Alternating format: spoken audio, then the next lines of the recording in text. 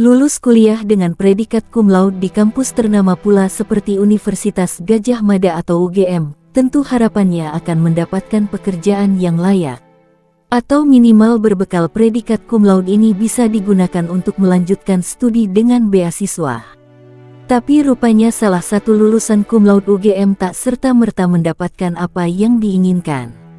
Ini terjadi pada Dea Rahma yang saat ini jadi tukang bersih-bersih. Namun benarkah Dea Rahma memang tak bisa memanfaatkan statusnya sebagai lulusan cum laude UGM untuk mendapat pekerjaan yang lebih layak? Atau sebaliknya, Dea Rahma sendirilah yang memilih profesi tersebut? Berikut kisah lengkapnya. Dea Rahma merupakan lulusan Universitas Gadjah Mada UGM dengan predikat cum laude.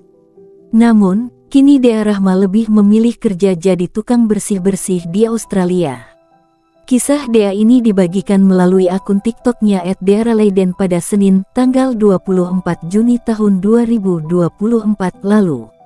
Banyak netizen menyebut kisah tersebut hanyalah gimik. Namun, Dea mengaku dirinya bukan kerja sampingan sebagai tukang bersih-bersih melainkan full-time. Di video itu, Dea menunjukkan aktivitas sehari-harinya sebagai cleaner. 9 hari kerja dan 5 hari libur. Kerja 11 jam, 1 jam lunch break dan 30 menit anoter break, ujarnya.